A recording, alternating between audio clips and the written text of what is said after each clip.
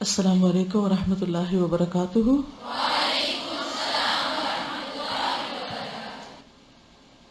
کیا حال ہے آپ کا؟ الحمد للہ، نحمده ونصلی علی رسولہ الکریم، اما بعد فاعوذ باللہ من الشیطان الرجیم، بسم اللہ الرحمن الرحیم، رب اشرح لی صدری ویسر لی امری واحلل عقدۃ من لسانی یفقہوا قولی۔ کل ہم نے غزوہ خندق کے بارے میں پڑھا تھا۔ اس کو غزوہ خندق کے علاوہ اور کیا کہا جاتا ہے؟ غزوہ احزاب۔ وہ کیوں؟ احزاب حزب کی جمع ہے اور حزب گروہ کو کہتے ہیں کیونکہ بہت سارے گروہوں نے بیک وقت مدینہ پر حملہ آور ہونے کی کوشش کی تھی، اس لیے اس کو غزوہ احزاب کہا جاتا ہے۔ کس ہجری میں ہوا تھا یہ غزوہ؟ 5 ہجری میں۔ مہینہ کون سا تھا؟ شوال۔ آپ نے یہ غور کیا کہ اکثر بڑی جنگیں رمضان، شوال یعنی عید، عبادت کے آس پاس ہوئی ہیں۔ عام طور پر ہمارے ہاں شوال میں کیا ہوتا ہے؟ شادیاں۔ ہمارے ہاں شوال کا مہینہ شادیوں کے لیے مخصوص ہے، اور پھر ہم سارے فرائض بھلا کے صرف ایک شادی کے شوق میں ہر کام چھوڑ بیٹھتے ہیں، یعنی عین رمضان میں خوب خوب عبادت کر کے اپنے اندر روحانیت پیدا کر کے چاند رات کو ہی ہر چیز کو خیر بات کر دیتے ہیں، اور پھر شوال میں اس قدر شادیاں ہوتی ہیں کہ ایک کے بعد ایک، اور اس میں تو بالکل ہی پھر جو کیا کرایا ہوتا پانی میں بہہ جاتا ہے۔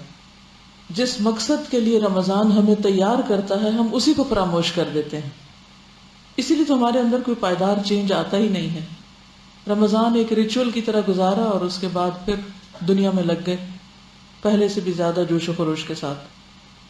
تو جب تک ہمارا طرز عمل، طریقہ، پرسیپشن یہ سب بدلے گا نہیں تو معاشرے میں تبدیلی نہیں آ سکتی۔ دین محض نمازوں کی پابندی کر لینے اور حجاب پہن لینے کا نام ہی نہیں۔ ہم سمجھتے ہیں جب یہ 2 کام ہم نے کر لیے تو ہم بہت بڑے دیندار بن گئے۔ پوری سیرت کیا سبق سکھا رہی ہے؟ قربانی قربانی قربانی، محنت محنت محنت، سخت جد و جہد، کہ دنیا میں ہم آرام کرنے کے لیے نہیں آئے، کام کرنے کے لیے آئے ہیں۔ یہ جنگ شروع کیوں ہوئی تھی؟ اس کا سبب کیا ہوا تھا؟ پڑھا تھا گھر جا کے؟ اگر پڑھا ہوتا تو ایک دم سارے ہی ہاتھ کھڑے ہو جاتے، پھر سوچنا نہ پڑتا اور کتابیں کھول کے دیکھنا نہ پڑتا۔ جی آپ شابش۔ بنو نذیر کو ایگزائل کیا گیا تھا تو ان کا سردار حیی ابن اخطب جب وہاں پر یہ سب لوگ سیٹل ہو گئے ایک دفعہ خیبر میں، تو انتقاماً اس نے جا کر ورغلایا قریش کو، غطفان کو، اور انہیں تیار کیا اور اس بات پر مجبور کیا کہ وہ کیا کریں؟ مسلمانوں پر حملہ آور ہوں، اور وہ لوگ تیار ہو گئے۔ قریش کا لشکر کتنا تھا؟ 4000، اور غطفان کا 6000۔ مکہ ایک طرف تھا اور نجد دوسری طرف، 2 اپوزٹ ڈائریکشن سے آ رہے تھے۔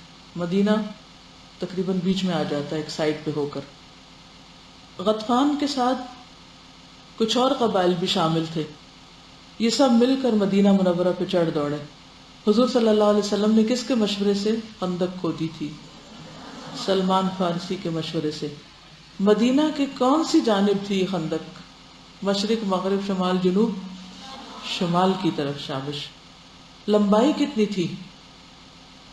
1 میل کے قریب، جو تقریباً 5544 میٹر بنتی، اگر آپ میٹر میں ناپ سکیں، کیونکہ اب میل استعمال نہیں ہوتے، کلومیٹر نہیں، میٹر۔ اور چوڑائی تقریباً 4.62 میٹر تھی چوڑائی، width، اور گہرائی 3.234 میٹر تھی، اتنی اندر تک تھی۔ کتنی بڑی ڈچ تھی، اور کھودنے کے لیے کتنی محنت کرنی پڑی۔ ڈاکٹر حمید اللہ کو کون کون جانتا ہے آپ میں سے؟ بہت مشہور ہسٹورین ہیں، حیدرآباد دکن سے تھے۔ جب پاکستان اور ہندوستان تقسیم ہوا تو پہلے تو حیدرآباد دکن کی ریاست جو تھی وہ پاکستان کا حصہ بننی تھی، لیکن پھر نہیں بن سکی تو وہ یہاں سے ہجرت کر گئے. بہت عرصہ فرانس میں رہے.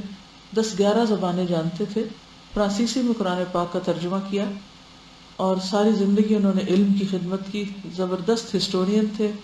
ان کا ایک بہت بڑا کارنامہ یہ کہ انہوں نے کچھ ایسی کتابوں کو دریافت کیا تھا جو اس سے پہلے کسی کے علم میں نہیں تھی.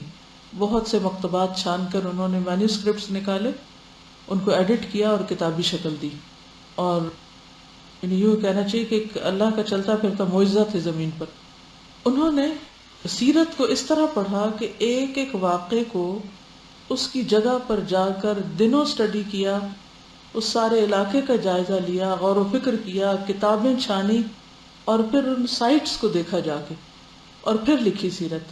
تو وہ لکھتے ہیں کہ تاریخ اسلام میں ایک مشہور واقعہ جو غزوہ خندق کے نام سے مشہور ہے، ذوالقعدہ 5 ہجری کا محاصرہ مدینہ ہے، جس میں مدافعت کے لیے مسلمانوں نے خندق کھودی تھی.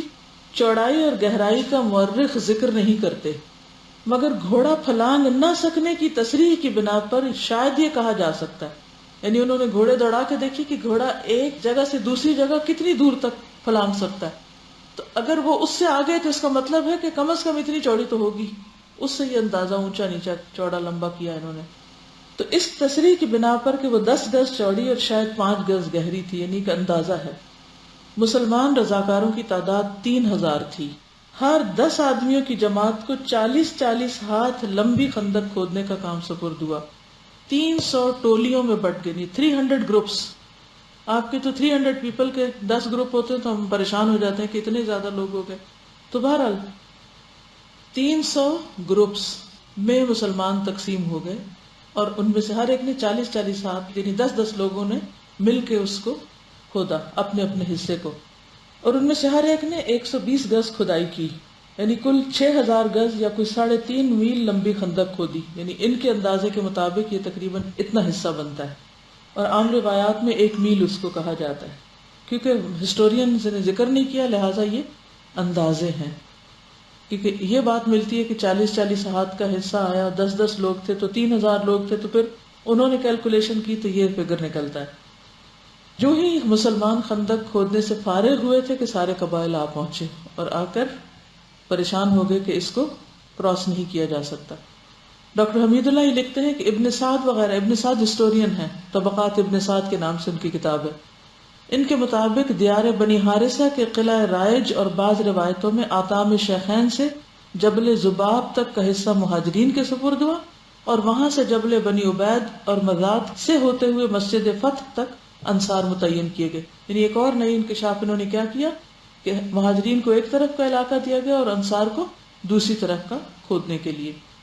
یہ کہتے ہیں کہ 1947 میں جبل صلح اور جبل احد کے درمیان انہیں وہاں جانے کا اتفاق ہوا اور پھر انہوں نے وہ تمام چیزیں خود دیکھی اور ان میں غور و فکر کیا. اور یہ ساری چیزیں کافی اس کی اور مزید تفصیلات ہیں جس میں جانے کا اس وقت نہیں، لیکن صرف بتانا یہ مقصود ہے کہ کتنا مشکل کام تھا جس میں سبھی شریک ہوئے. خود نبی صلی اللہ علیہ وسلم بھی اس میں شریک ہوئے اور سخت سردی اور بھوک کا عالم، پیٹ پہ پتھر بندھے ہوئے، اور اس کے باوجود کسی کو کوئی شکوہ شکایت نہیں. ہاں لوگ 3 گروہوں میں بٹ گئے. ایک وہ تھے جو سچے مخلص مسلمان تھے، انہوں نے ہنسی خوشی یہ سارا کام کیا. اس کی دلیل کیا کہ ہنسی خوشی کر رہے تھے؟ جی ہاں، رجزیہ اشعار پڑھ رہے تھے. دوسرا گروپ کن کا تھا؟ جن کے دلوں میں منافقت تھی. اور تیسرا مدینہ میں رہنے والے کون تھے؟ یہود. انہوں نے کیا کیا؟ کلم کھلا غداری کی. اس کا ذکر آگے ہم پڑھیں گے انشاءاللہ.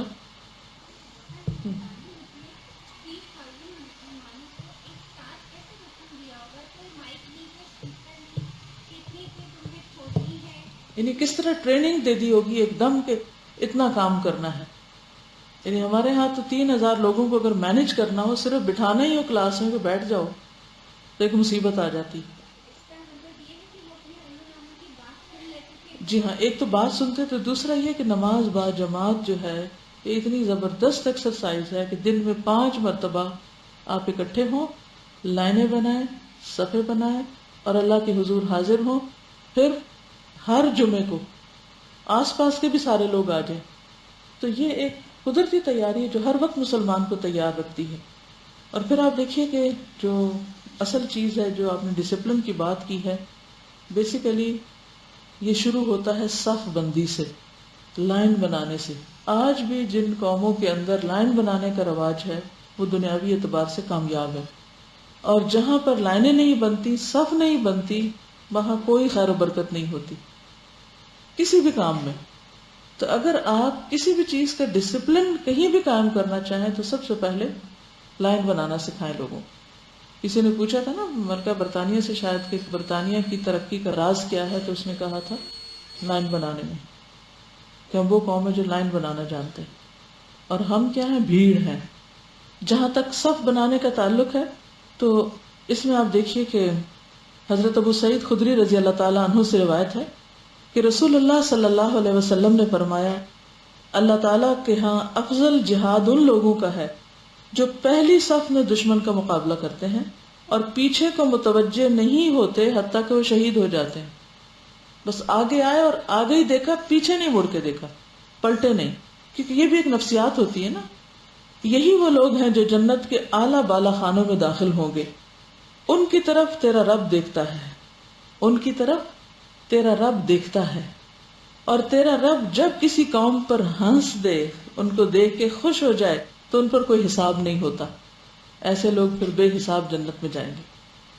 ایک اور حدیث ہے مسند احمد کی، ابو امامہ رضی اللہ عنہ سے مروی کہ نبی کریم صلی اللہ علیہ وسلم نے فرمایا، اس ذات کی قسم جس کے ہاتھ میں محمد صلی اللہ علیہ وسلم کی جان ہے، اللہ کے راستے میں ایک صبح یا شام کو نکلنا دنیا و ما فیہا سے بہتر ہے، دنیا کی ہر چیز سے زیادہ قیمتی ہے.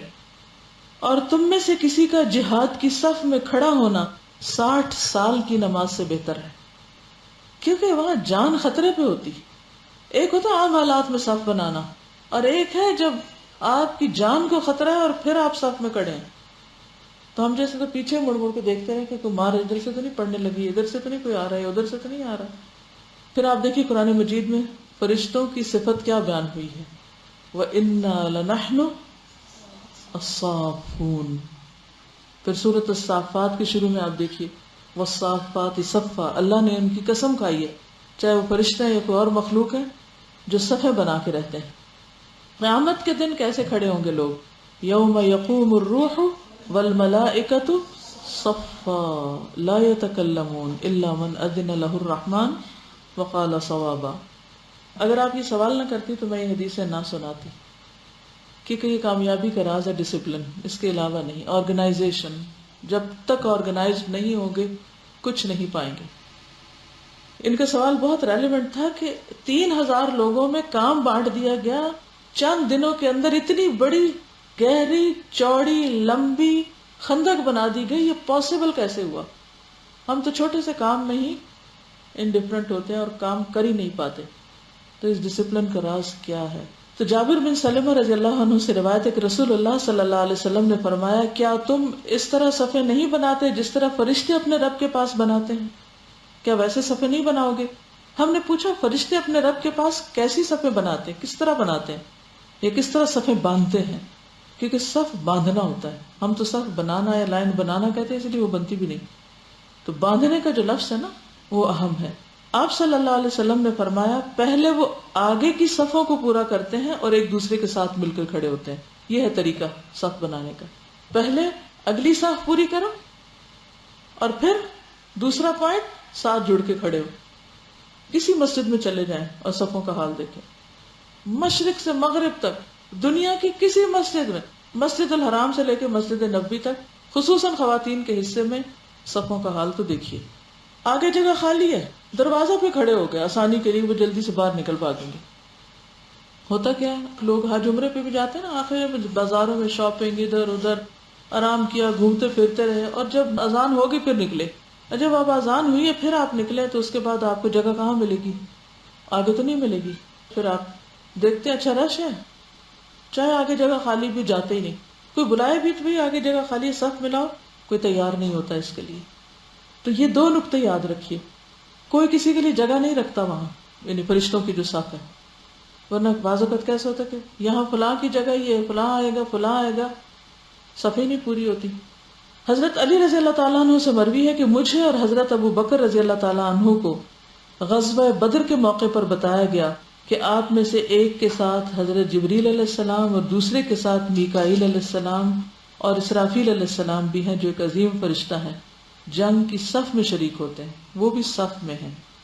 پرندوں کی صفوں کا بھی ذکر ہے، قرآن پاک میں آتا ہے نا، أَلَمْ تَرَ أَنَّ اللَّهَ يُسَبِّحُ لَهُ مَنْ فِي السَّمَاوَاتِ وَالْأَرْضِ وَالطَّيْرُ صَافَّاتٍ كُلٌّ قَدْ عَلِمَ صَلَاتَهُ وَتَسْبِيحَهُ وَاللَّهُ عَلِيمٌ بِمَا يَفْعَلُونَ۔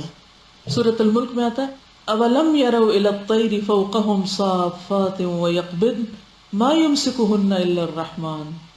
اڑتے وقت صف بنانا اور بھی مشکل کام ہے کہ پھر بھی وہ بناتے ہیں، اور قیامت کے دن تو کوئی صف نہیں توڑ سکے گا۔ وَعُرِضُوا عَلَىٰ رَبِّكَ صَفًّا لَا يَتَكَلَّمُونَ، لوگوں کو قیامت کے دن صفوں میں یعنی لائنوں میں پیش کیا جائے گا، جنت والے بھی صف بنائیں گے۔ حدیث میں آتا ہے، مسند احمد کی روایت ہے، اہل جنت کی 120 صفیں ہوں گی، جن میں سے 80 صفیں میری امت میں سے ہوں گی، یعنی نبی صلی اللہ علیہ وسلم کی امت کی۔ اور اللہ کے راستے میں جہاد کرنے والے کس طرح لڑتے ہیں؟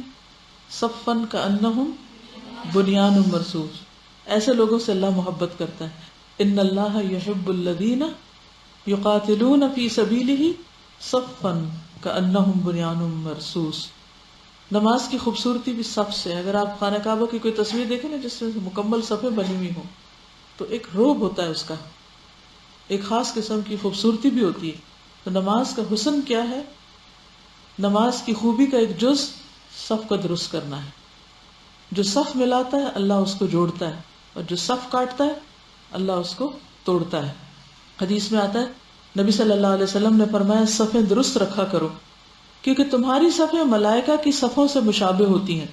کندھے ملا لیا کرو، درمیان کے خلا کو پر کر لیا کرو، اپنے بھائیوں کے ہاتھوں میں نرم ہو جایا کرو، اور شیطان کے لیے جگہ خالی نہ چھوڑا کرو۔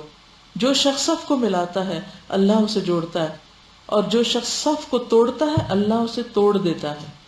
کیا مطلب؟ اللہ اس کو توڑ دیتا ہے۔ کس چیز سے توڑ دیتا ہے؟ کس چیز سے الگ کر دیتا ہے؟ اختلاف ہو جاتا ہے، پھر وہ دین کے جس مقصد کے لیے اکٹھے کام کرنا چاہتے ہیں وہ نہیں ہو پاتا، دل پھٹ جاتے ہیں، تفرقہ بازی ہوتی۔ پھر دلوں کی درستگی بھی صفوں کی درستگی کے ساتھ ہے۔ براء بن عازب کہتے ہیں کہ رسول اللہ صلی اللہ علیہ وسلم ایک کنارے سے دوسرے کنارے تک صف کے اندر خود آتے، ہمارے سینوں اور مونڈوں کو برابر کرتے اور فرماتے، آگے پیچھے مت ہو ورنہ تمہارے دل بھی ایک دوسرے سے جڑے نہ رہیں گے۔ وہی جو بات اوپر ہوئی۔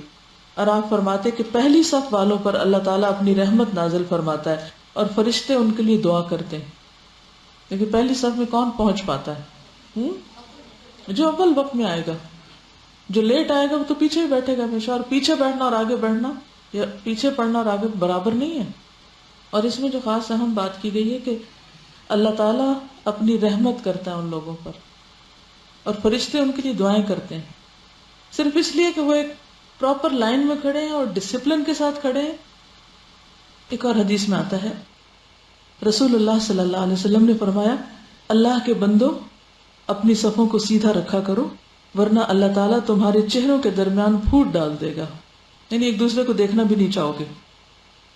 ایک اور حدیث میں ہے، اس قدم سے زیادہ کسی قدم پر اجر نہیں جو صف کے شگاف کو پر کرنے کے لیے اٹھایا جاتا ہے۔ آپ دیکھیے کہ جب کسی سے کہا جاتا ہے نا کہ قریب ہو جائیں، صف برابر کر لیں، تو ریاکشن کیا ہوتا ہے کہ مجھے کیوں کہتے ہو، خود کیوں نہیں ہو جاتے؟ وہاں یوں لگتا ہے جیسے سب سے بھاری اور مشکل قدم یہی ہے، ساتھ جوڑنے اور ملانے کا۔ تو جہاں جہاں جو کام جتنا مشکل لگتا ہے عمل کے اعتبار سے یا انسان کے دل پہ اس چیز کا ایک بوجھ ہوتا ہے، اس کو کرنے پر اجر بھی اتنا ہی زیادہ ہوتا ہے، اس کا فائدہ بھی اتنا ہی زیادہ ہوتا ہے۔ ایک اور حدیث میں آتا ہے کہ جو صف کے شگاف کو پر کرتا ہے اللہ اس کا درجہ بلند کر دیتا ہے، اگلے گریڈ میں چلا جاتا ہے۔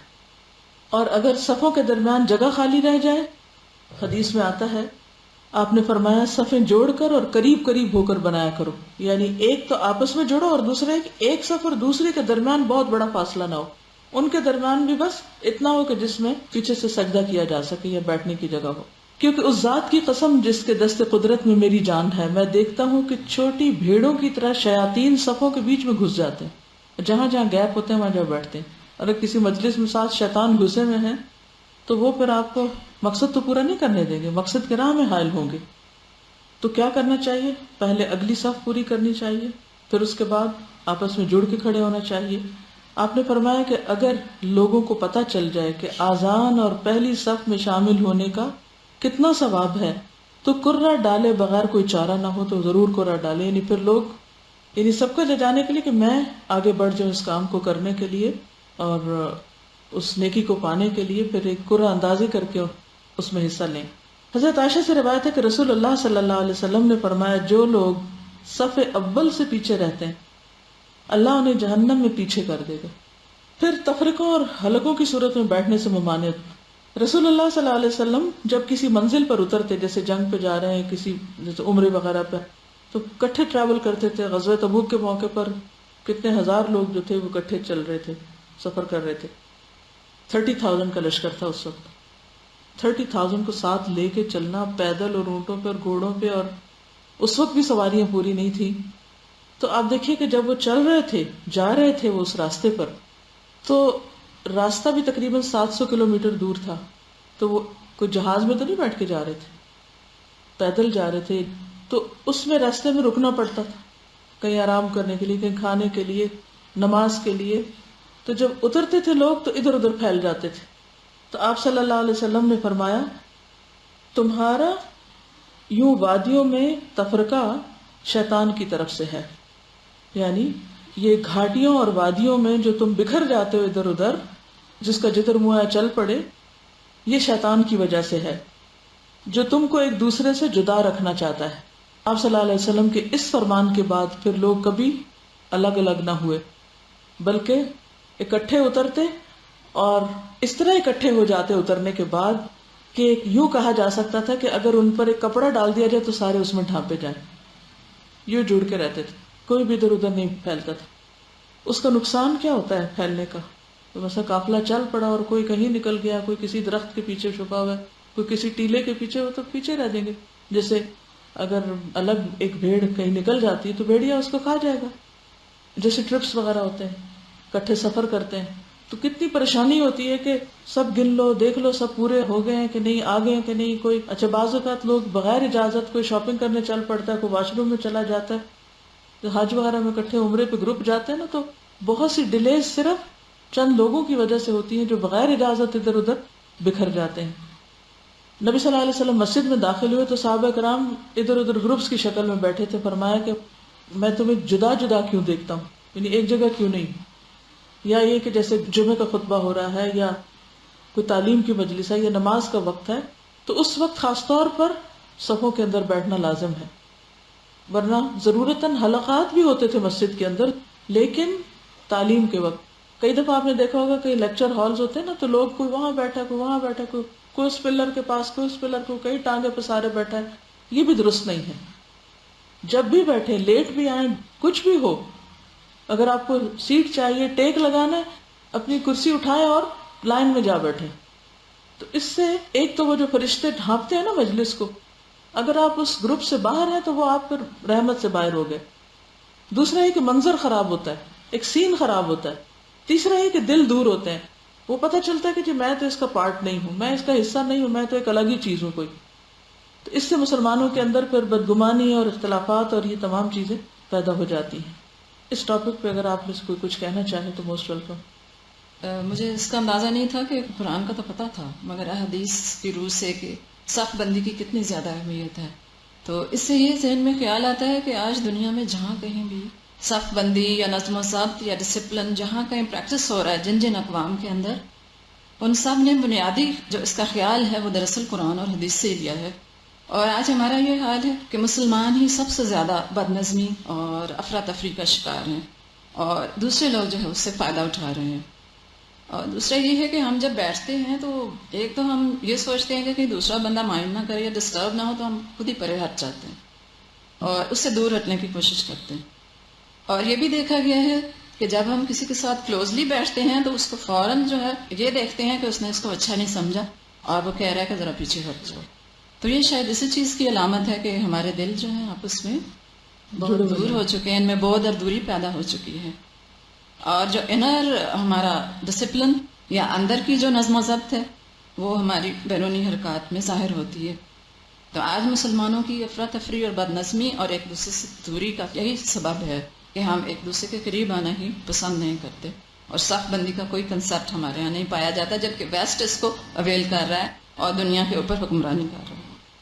اس میں ایک بات یہ بھی دیکھیے کہ صف بنانے کے لیے اپنے آپ کو توڑنا پڑتا ہے نا، اپنے آپ کو ایک اس میں کنٹرول یا ڈسپلن میں لانا پڑتا ہے.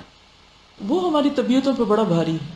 ہم میں سے ہر شخص منمانی کرنا چاہتا ہے، خود سری کرنا چاہتا ہے، اپنے طریقے پہ جینا چاہتا ہے.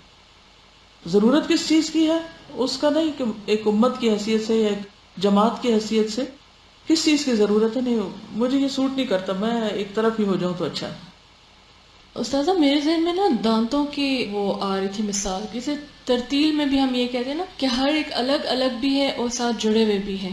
تو صف میں بھی ایسا ہوتا ہے جیسے اگر ایک شخص اس کو توڑتا ہے نا تو صرف اس کا نقصان تو ہوتا ہی ہے کہ وہ رحمت سے دور ہو گیا، لیکن باقی بھی سارے ہل جاتے. جیسے ایک دانت اگر اپنی جگہ سے اس کو ایکسٹریکٹ کروانا پڑے نا کسی وجہ سے اور وہ ایکسٹریکٹ ہو جائے تو باقی یہ نہیں ہوتا کہ وہ اپنی جگہ مضبوط کھڑے رہتے ہیں، وہ سارے کے سارے جو ہیں وہ بھی اپنی اپنی جگہ سے ہل جاتے ہیں اور ان کی مضبوطی اور وہ جمے میں ہوتے ہیں، جماؤ جو ہوتا ہے اس کا اب وہ دیکھیے کہ افیکٹ جن ہوتا لوگوں ہے. کے دانت جو ہیں وہ آگے پیچھے ہوتے ہیں تو وہ وہ ہزاروں brush بھی خرچ نہیں کر کے بریسز لگا کے وہ کس ان طرح کو اس سیدھا کو کرتے ہیں. سیدھا کرنے کی کوشش کرتے ہیں. بالکل تو کتنی تکلیف اٹھاتے ہیں اس کی. پراپر کلیننگ بھی نہیں ہوتی نا اس سے. بالکل. تو ہم لوگوں کو جیسے اپنی مقصد ہی پورا نہیں کلیننگ، ہوتا. اگر ہمیں اپنی کلیننگ ہر وقت چاہیے نا، طہارت اندر باہر کی تزکیہ چاہیے تزکیہ، اندر کا. تو وہ پھر ہمیں صف بندی سے ہی حاصل ہو سکتا ہے. اس ایک سنت پر ہم یہاں الہدا کے اندر کیسے عمل کر سکتے ہیں؟ کہاں کہاں، کس کس جگہ؟ نمبر 1، نماز. باجماعت نماز جب ہم پڑھتے ہیں تو کیا ہم نے سارے طریقے سیکھ لیے کہ کیسے کھڑے ہونا ہے؟ اور اگر ایک شخص پیچھے سے اکیلا آئے ہیں تو اس میں بھی آپ کو پتا ہے کہ آگے سے ایک شخص پیچھے جائے گا اور اس کی صف بنائے گا، اکیلا نہ کھڑا ہو وہ شخص بھی. دوسری چیز ہے کلاس روم. کیا کلاس روم میں پیچھے جا کے لیٹ جانا چاہیے؟ جس مرضی کرسی پہ جا کے بیٹھ جانا چاہیے؟ جہاں دل چاہے جس پلر کے ساتھ ٹیک لگا لینی چاہیے؟ یا جہاں اور لوگ بیٹھے ان کے ساتھ ہی لائن کے اندر ہو کے بیٹھنا چاہیے؟ اور کہاں لائن بنانی چاہیے ہمیں؟ الہدا کی اب میں بات کری کیونکہ عمل کا وقت ہے نا، اب یہ صرف پڑھنے کی باتیں تھوڑی ہیں. کیفیٹیریا میں گیٹ سے انٹر ہوتے ہوئے، باہر نکلتے ہوئے، سیڑھیاں اترتے ہوئے، بک سٹال پہ، ڈرائیونگ کرتے ہوئے، پارکنگ میں پارک کرتے ہوئے انتظار کرنا پڑتا ہے نا، اس لیے لائن نہیں بناتے. حالانکہ آگے دے جا کے گاڑی جب پھنساتے ہیں سب کو تو اتنی دیر ہو جاتی. اور کہاں کرنا چاہیے؟ یہاں سے جب آپ نکلتے ہیں ایک وقت میں ایک ہی شخص نکل سکتا نہیں، زیادہ 2 لائنیں ایک دروازے سے نکل سکتی. اور جو لوگ وہیں کھڑے ہو کے جوتے مسجدوں سے نکل کے پہننا شروع ہوتے ہیں اس میں بھی کتنی مشکل پیش آتی. حتیٰ کہ اللہ کے گھر میں جا کے لاکھ نمازوں کا ثواب لے کے آپ نکل رہے ہیں اور یہیں ضائع کر کے پھینک کے جا رہے ہیں، ایک دوسرے کو اذیت دے کے دکم پیل کر کے. اور کہاں ہمیں لائن بنانی چاہیے؟ واش رومز میں وضو کے لیے باری آنے کے لیے، کلاس ختم ہونے کے بعد، شاباش اللہ آپ کو بھلا کرے، کلاس ختم ہونے کے بعد اگر ٹیچر سے کوئی سوال کرنا ہے تو اس کے لیے بھی لائن بنانے کی ضرورت ہے.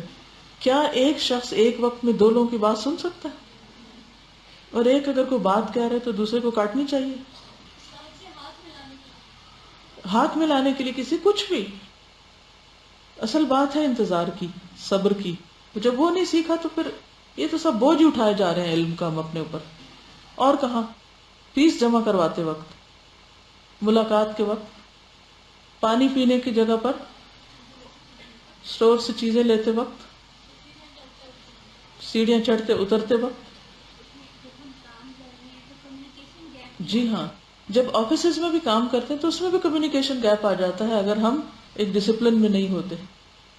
یعنی کہیں پر بھی آپ دیکھیں کہ جب 2 سے 3 لوگ ایک ہی چیز کے امیدوار ہیں تو پھر اپنی باری آنے پر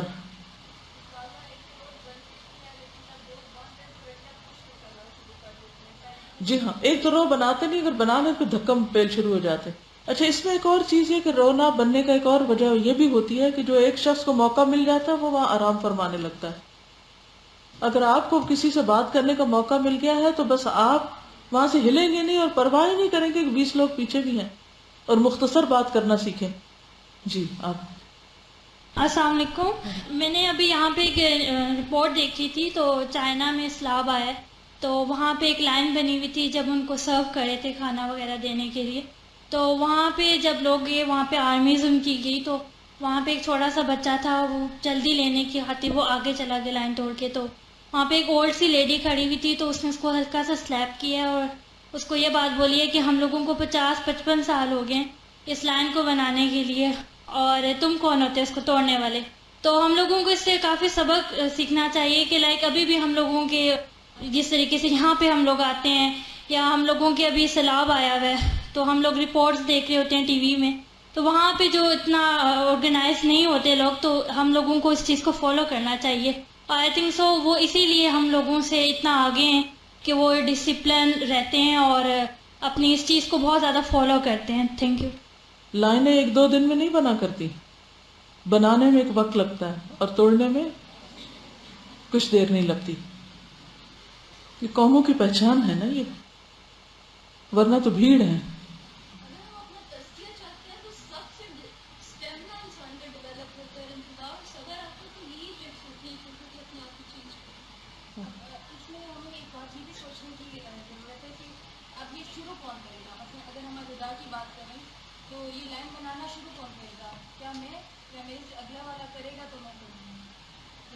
اس کے لیے میں یہ کہوں گی کہ جتنے بھی کلاس انچارجز ہیں، جتنے بھی گروپ انچارجز ہیں، وہاں سے شروع کریں. ایک سب چیز تعلیم سے سلسلہ شروع ہوتا ہے، اور وہ چیک کریں اسٹاف روم کے اندر جب بیٹھے تو دیکھیں کس طرح بیٹھے ہوئے، کلاس روم میں کس طرح بیٹھے ہوئے. یہ ہر ٹیچر کی اور ہر ذمہ دار کی ذمہ داری ہے کہ وہ اس سنت کو زندہ کرے.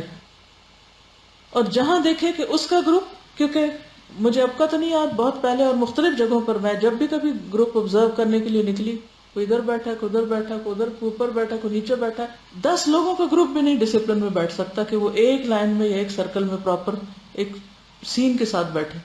تو یہ ہر لیڈر کی ذمہ داری ہے کہ وہ اس کو مینٹین کرے، اور سب سے پہلے اس چیز کو دیکھے کہ اس کے جو بھی وہ رائی ہے نا، تو ہر رائی اپنی رعیت کو دیکھے کہ کیا واقعی وہ بھیڑ بکریوں کا رائی ہے یا انسانوں کا.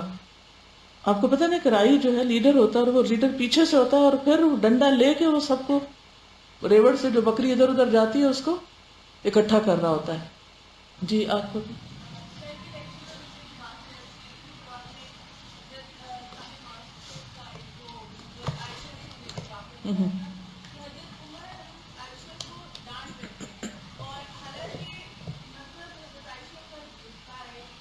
مقام ہے.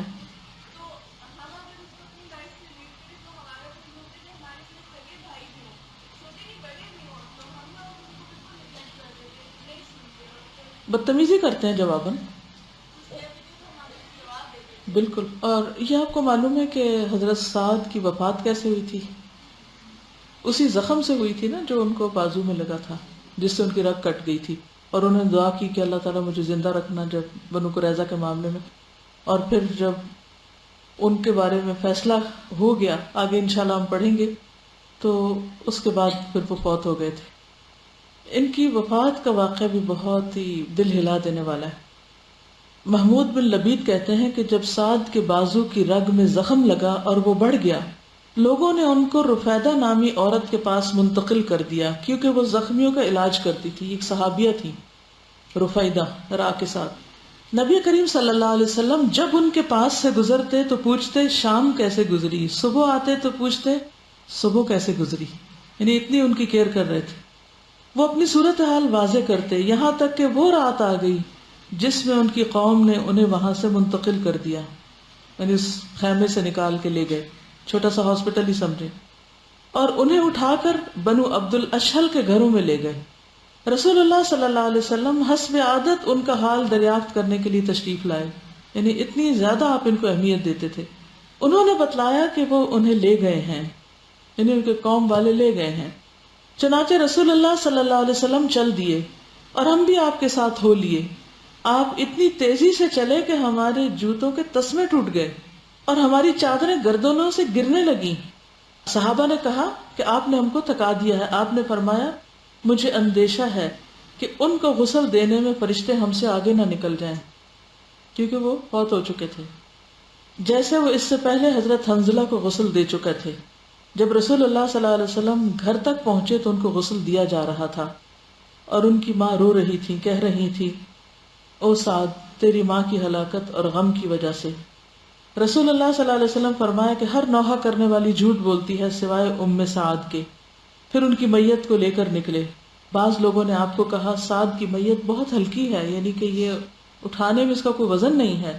فرمایا یہ ہلکی کیوں نہ ہو، کثیر تعداد میں فرشتے اترے ہیں، اتنے فرشتے کبھی نازل نہیں ہوئے، وہ تمہارے ساتھ سعد کی میت کو اٹھا رہے ہیں۔ یہ صحابی کہتے ہیں آپ نے فرشتوں کی تعداد بتلائی تھی لیکن مجھے یاد نہ رہی۔ ایک اور روایت میں 70,000 کا ذکر آتا ہے کہ ان کی وفات کے وقت ان کے جنازے کے لیے اتنے فرشتے آئے۔ ایک اور روایت میں آتا ہے کہ عرش الہی ہل گیا۔ اپنی قوم کے سردار تھے، انتہا درجے کے بہادر، لوگوں کے اندر بھی ان کا بہت مقام تھا، نبی صلی اللہ علیہ وسلم کو بھی ان سے بہت محبت تھی، اور آخری وقت میں کس طرح آپ اس بات کے لیے تڑپ رہے تھے اور اتنی تیزی کے ساتھ چلے کہ میں جنازے میں شریک ہو سکوں ان کے۔ یہ سعادتیں کب ملتی ہیں انسان کو؟ کس کو ملتی ہیں یہ سعادتیں؟ روز لوگ مرتے ہیں نا، دنیا میں مرتے ہیں، کتنے لوگ روتے ہیں ان کے لیے، یا کون روتا ہے ان کے لیے؟ قریبی رشتہ دار، بس بات ختم۔ تھوڑا سا ہم آگے ذرا سا پڑھ لیتے ہیں، صفحہ نمبر 237۔ بنو قریظہ کی غداری اور غزوے پر اس کا اثر۔ بنو قریظہ رسول اللہ صلی اللہ علیہ وسلم کے ساتھ عہد میں بندھے ہوئے تھے، لیکن اس غزوے کے دوران میں بنو نذیر کے سردار حیی بن اخطب نے بنو قریظہ کے سردار کعب بن اسد کے پاس آ کر بڑے ڈھنگ سے عہد شکنی پر آمادہ کیا۔ چنانچہ قدرے پس و پیش کے بعد کعب نے عہد توڑ دیا اور قریش اور مشرکین کے ساتھ ہو گیا۔ کون؟ کعب بن اسد۔ بنو قریظہ مدینے کے جنوب میں تھے، خندق کس طرف تھی؟ شمال میں، تو اس کے اپوزٹ سائڈ پہ تھے، جبکہ مسلمانوں کا مورچہ شمال میں تھا۔ لہذا بنو قریظہ اور مسلمان عورتوں اور بچوں کے درمیان کوئی رکاوٹ نہ تھی اور انہیں سخت خطرہ تھا۔ رسول اللہ صلی اللہ علیہ وسلم کو خبر ہوئی تو آپ نے مسلمہ بن اسلم کو 200 اور زید بن حارثہ کو 300 آدمی دے کر عورتوں اور بچوں کی حفاظت کے لیے بھیجا، کیونکہ پیچھے سے غداری جو ہو گئی، اور سعد بن عبادہ کو مزید چند انصار صحابہ کے ساتھ اس خبر کی تحقیق کے لیے روانہ کیا۔ یہ لوگ گئے تو یہود کو انتہائی خباثت پہ آمادہ پایا۔ انہوں نے علانیہ گالیاں بکی، دشمنی کی باتیں کی اور رسول اللہ صلی اللہ علیہ وسلم کی اہانت کی۔ کہنے لگے اللہ کا رسول کون؟ ہمارے اور محمد کے درمیان کوئی عہد و پیمان نہیں۔ یہ سن کر وہ لوگ واپس آ گئے اور رسول اللہ صلی اللہ علیہ وسلم سے صرف اتنا کہا عزل والقارہ، یعنی جس طرح عزل اور قارہ نے اصحاب رجیع کے ساتھ، وہ رجیع کا واقعہ گزرا نا پیچھے، ان کے ساتھ بدعہدی کی تھی، اسی طرح یہود بھی بدعہدی پر تلے ہوئے ہیں۔ لوگوں کو صورتحال سمجھ میں آ گئی، زیادہ کچھ کہنا نہ پڑا، اور ان پر سخت خوف طاری ہو گیا، جیسا کہ اللہ تعالیٰ کا جب نگاہیں کج ہو گئی، دل حلق کو آ گئے اور تم لوگ اللہ کے ساتھ طرح طرح کے گمان کرنے لگے۔ اس وقت مومنین کو آزمایا گیا اور انہیں شدت سے جھنجھوڑ دیا گیا۔ اسی موقع پر نفاق نے بھی سر نکالا، چنانچہ بعض منافقین نے کہا محمد تو ہم سے وعدہ کرتے تھے کہ ہم قیصر و کسریٰ کے خزانے کھائیں گے، اور یہاں یہ حالت ہے کہ قضائے حاجت کے لیے نکلنے میں بھی جان کی خیر نہیں۔ بعض اور منافقین نے کہا ما وعدنا اللہ ورسولہ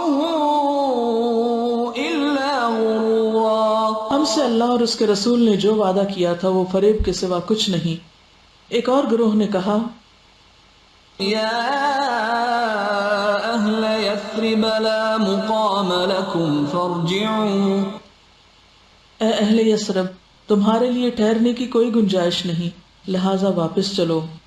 ایک اور فریق نے بھاگنا چاہا اور نبی صلی اللہ علیہ وسلم سے اجازت لینے کے لیے یہ ہیلا کیا، إن بيوتنا عورة وما هي بعورة، ہمارے گھر خالی پڑے ہیں، ان کا کوئی نگران نہیں، حالانکہ وہ خالی نہ تھے۔ بہرحال جب بنو قریظہ کی غداری کی خبر رسول اللہ صلی اللہ علیہ وسلم کو آ پہنچی تو آپ کو رنج و قلق ہوا۔ آپ نے اپنا چہرہ اور سر کپڑے سے ڈھک لیا اور دیر تک چت لیٹے رہے، سیدھے لیٹے رہے، پھر اللہ اکبر کہتے ہوئے اٹھے اور مسلمانوں کو فتح و نصرت کی خوشخبری دی۔ پھر آپ نے چاہا کہ غطفان کے سردار عیینہ ابن حصن کے پاس پیغام بھیج کر مدینے کے 1/3 پھل پر مصالحت کر لیں، یعنی صلح کر لیں ان سے جو حملہ آور تھے، وہ بنو غطفان کو لے کر واپس چلا جائے۔ لیکن انصار کے دونوں سردار سعد بن معاذ، یہی جن کی بات پہلے ہو چکی، اور سعد بن عبادہ، دونوں نے اسے منظور نہ کیا اور کہا جب ہم لوگ اور یہ لوگ دونوں شرک پر تھے تب تو یہ لوگ ایک دانے کی بھی طمع نہیں رکھ سکتے تھے، تو بھلا اب جب کہ اللہ نے ہمیں اسلام سے نوازا ہے اور آپ کے ذریعے سے عزت بخشی ہے، ہم انہیں اپنا مال دیں گے؟ واللہ ہم انہیں صرف تلوار دیں گے، ہم نہیں صلح کریں گے ان سے، ہم ان کے ساتھ مقابلہ کریں گے۔ اس پر آپ صلی اللہ علیہ وسلم نے ان دونوں کی رائے کو درست قرار دیا۔ اب نتیجہ کیا ہوا؟ احزاب میں پھوٹ پڑ گئی، گروہ جو تھے وہ آپس میں لڑ گئے اور غزوے کا خاتمہ ہو گیا۔ اللہ کے کام بھی نرالے ہیں۔ ابھی حالات اسی سنگین مرحلے سے گزر رہے تھے کہ نعیم بن مسعود اشجعی خدمت نبی میں حاضر ہوئے۔ ان کا تعلق قبیلہ غطفان سے تھا، وہ قریش اور یہود کے دوست تھے۔ انہوں نے عرض کیا، یا رسول اللہ، میں مسلمان ہو گیا ہوں اور میری قوم کو میرے اسلام کا علم نہیں، لہٰذا آپ مجھے کوئی حکم فرمائیں۔ آپ نے فرمایا، انت رجل واحد وماذا عسى ان تفعل ولكن خذل عنا ما استطعت فإن الحرب خدعة، تم فقط ایک آدمی ہو، اس لیے کر ہی کیا سکتے ہو، البتہ جس قدر ممکن ہو ان میں پھوٹ ڈالو، کیونکہ جنگ تو چال بازی کا نام ہے، کیونکہ آپس میں لڑ پڑیں گے تو ان کی طاقت کمزور ہو جائے گی اور پھر ہمارے لیے مقابلہ آسان ہوگا۔ اس پر حضرت نعیم بنو قریظہ کے ہاں پہنچے، انہوں نے دیکھا تو اعزاز اور اکرام کیا، کیونکہ ان کے بھی دوست تھے۔ حضرت نعیم نے کہا، آپ لوگ جانتے ہیں کہ مجھے آپ لوگوں سے محبت اور خصوصی تعلق کی خاطر ہے، اب میں آپ لوگوں کو ایک بات بتا رہا ہوں، کیا آپ اسے میری طرف سے چھپائے رکھیں گے؟ انہوں نے کہا جی ہاں، یعنی آپ بتانا نہیں کسی کو۔ حضرت نعیم نے کہا، بنو قینقاع اور بنو نذیر پر جو گزر چکی ہے اسے آپ جانتے ہی ہیں۔ کیا گزر چکی تھی دونوں پر؟ جلاوطنی۔ اب آپ لوگوں نے قریش اور غطفان کا ساتھ دیا ہے، مگر ان کا معاملہ آپ جیسا نہیں ہے۔ یہ علاقہ آپ کا اپنا علاقہ ہے، یہاں آپ کے بال بچے ہیں، عورتیں ہیں، مال و دولت ہے، آپ لوگ یہاں سے کہیں اور نہیں جا سکتے، جبکہ ان کا علاقہ مال و دولت، عورتیں، بال بچے دور دراز ہیں، انہیں موقع ملا تو کوئی قدم اٹھائیں گے ورنہ اپنے علاقے کی راہ لیں گے، اور آپ کو محمد صلی اللہ علیہ وسلم کے رحم و کرم پر چھوڑ دیں گے، اور وہ جس طرح چاہیں گے انتقام لیں گے۔ یہ سن کر وہ چونک پڑے، بولے اب کیا کیا جا سکتا ہے؟ حضرت نعیم نے کہا، جب تک وہ اپنے آدمی یرغمال کے طور پر تمہیں نہ دیں۔ کون؟ قریش، ان کے ساتھ جنگ میں شریک نہ ہونا۔ انہوں نے کہا، آپ نے بہت درست رائے دی۔ اس کے بعد حضرت نعیم نے قریش کا رخ کیا اور ان کے سرداروں کے ساتھ ملاقات کرتے ہوئے کہا، آپ لوگ جانتے ہیں کہ مجھے آپ سے محبت اور خیر خواہی ہے؟ انہوں نے کہا جی ہاں۔ حضرت نعیم نے کہا، میں تو آپ کو ایک بات بتا رہا ہوں، اسے میری جانب سے چھپائے رکھیں۔ انہوں نے کہا، ہم ایسا ہی کریں گے۔ حضرت نعیم نے کہا، بات یہ ہے کہ یہود نے محمد صلی اللہ علیہ وسلم سے جو عہد شکنی کی ہے اس پر وہ نادم ہے، انہیں ڈر ہے کہ آپ لوگ انہیں محمد صلی اللہ علیہ وسلم کے رحم و کرم پر چھوڑ کر واپس چلے جائیں گے، لہٰذا انہوں نے محمد صلی اللہ علیہ وسلم سے مراسلت کی ہے، یعنی کمیونیکیشن کی ہے کہ آپ لوگوں سے کچھ یرغمالی لے کر ان کے حوالے کر دیں، ہاسٹیج، اور پھر آپ لوگوں کے خلاف ان سے اپنا معاملہ استوار کر لیں، اور محمد صلی اللہ علیہ وسلم اس پر راضی ہو گئے ہیں، لہٰذا آپ لوگ چوکنے رہیں، اگر وہ آپ سے یرغمالی طلب کریں تو ہرگز نہ دیں گے۔ ان کو کہا یرغمالی لو، اور ان سے کہا کہ بالکل نہ دینا۔ اس کے بعد غطفان کے پاس جا کر بھی یہی بات دہرائی اور ان کے بھی کان کھڑے ہو گئے۔ اس باحکمت تدبیر سے دلوں میں شبہات پیدا ہو گئے اور پھوٹ پڑ گئی۔ چنانچہ ابو سفیان نے بنو قریظہ کے پاس ایک وفد بھیجا کہ کل جنگ کی جائے۔ قریش نے یہود سے کہا کہ تمہارے طرف سے آتے ہیں، پیچھے کی طرف سے آتے ہیں اور مل کے مدینہ پہ حملہ آور ہوتے ہیں۔ بنو قریظہ نے کہا ایک تو کل ہفتے کا دن ہے، اور یہود کے لیے ہفتے کا دن کام نہ کرنے کا دن، اور ہم پر جو عذاب آیا اس روز شریعت کے حکم سے تجاوز کرنے کے سبب آیا۔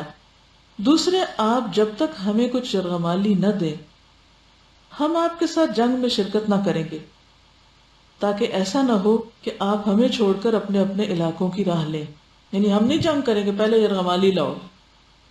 اس پر قریش اور غطفان نے کہا واللہ نعیم نے سچ کہا تھا، اور قریش نے یہود کو کہلوا بھیجا کہ ہم آپ کو کوئی یرغمالی نہ دیں گے، آپ لوگ جنگ کے لیے نکل پڑے۔ اس پر یہود نے کہا واللہ نعیم نے سچ کہا تھا۔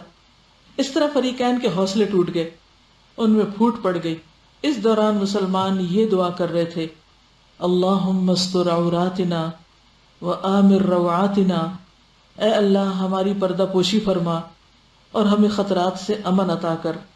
اور نبی صلی اللہ علیہ وسلم نے اپنے رب عز و جل سے یہ دعا فرمائی اللہم منزل الکتاب سریع الحساب اللہم اہزم الاحزاب اللہم اہزمہم وزلزلہم، اے اللہ، اے کتاب یعنی قرآن کے اتارنے والے، اے جلد حساب لینے والے، انہیں شکست دے دے اور جھنجھوڑ کے رکھ دے۔ اللہ نے دعا قبول کی اور مشرکین پر تند ہواؤں اور فرشتوں کا لشکر بھیج دیا۔ اب آپ دیکھیے 1 مہینے سے محاصرہ ہو رہا ہے، جو بھی حالات ہیں بہت سخت ہیں، تدبیریں بھی ہو رہی ہیں، ساتھ دعا ہو رہی۔ دعا کے بعد دروازہ فتح کا کھل جاتا ہے۔ اللہ نے فرشتے بھیجے اور ہوائیں بھیج دی اور ان کے دلوں میں رعب ڈال دیا، ان کی ہانڈیاں الٹ دی، ان کے خیمے اکھیڑ دیے، اور کڑکڑاتی سردی نے الگ مار ماری اور ان کی کوئی چیز اپنی جگہ نہ رہ سکی، ساری صفیں الٹ گئیں، تتر بتر ہو گئی ہر چیز۔ چنانچہ انہوں نے کوچ کی تیاری شروع کر دی۔ اب آپ دیکھیں صف ہونے اور نہ ہونے کا فرق۔ یہاں کیا ہو رہا ہے؟ صفوں میں پھوٹ پڑی ہے۔ پہلے تو جو پہلے یہ اتحادی بنے ہوئے تھے وہ آپس میں پھٹ گئے، اس کے بعد ہوا چلی، خیمے اکھڑ گئے، ہانڈیاں الٹ گئیں، لوگ بھاگنا شروع ہو گئے، سب صفیں الٹ پلٹ ہو گئیں، اور وہ جو ہزاروں کا لشکر تھا وہ ہزیمت اٹھا کے واپس گیا۔ کامن فیکٹر دیکھ رہے ہیں، یعنی ایک چیز جو ان کی شکست کا سبب بنی، اللہ کی مدد تھی، مسلمانوں کی تدبیر تھی، لیکن عملی شکل شکست کی کب سامنے آئی؟ جب صفیں ختم ہوئیں۔ ادھر رسول اللہ صلی اللہ علیہ وسلم نے حضرت حذیفہ کو ان کی خبر لانے کے لیے بھیجا۔ وہ کفار کے محاذ کے اندر تک گئے اور واپس آئے۔ انہیں قطعاً سردی نہ لگی، بلکہ انہیں ایسا محسوس ہوا جیسے گرم پانی کے حمام میں ہیں۔ انہوں نے واپس آ کر دشمن قوم کی واپسی کی اطلاع دی اور سو گئے۔ صبح ہوئی تو مسلمانوں نے دیکھا کہ کفار کی طرف کا میدان جنگ صاف ہے، کوئی ہے ہی نہیں۔ اللہ نے کفار کو کسی خیر کے بغیر غیظ و غضب سمیت واپس کر دیا تھا، اور ان سے جنگ کے لیے تنہا ہی کافی ہوا تھا، اور اللہ قوی اور عزیز ہے۔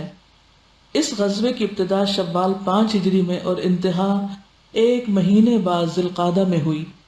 یہ مدینے پر ضرب لگانے اور اسلام اور مسلمانوں کا خاتمہ کرنے کے لیے دشمنان اسلام کی سب سے بڑی کوشش تھی، لیکن اللہ نے انہیں نامراد کیا اور ان کی سازش ناکام بنا دی، اور ان طاقتوں کے مجموعی طور پر ناکام ہونے کے معنی یہ تھے کہ اب چھوٹے چھوٹے متفرق گروہ مدینے کا رخ کرنے کی ہمت بدرجہ اولا نہیں کر سکتے۔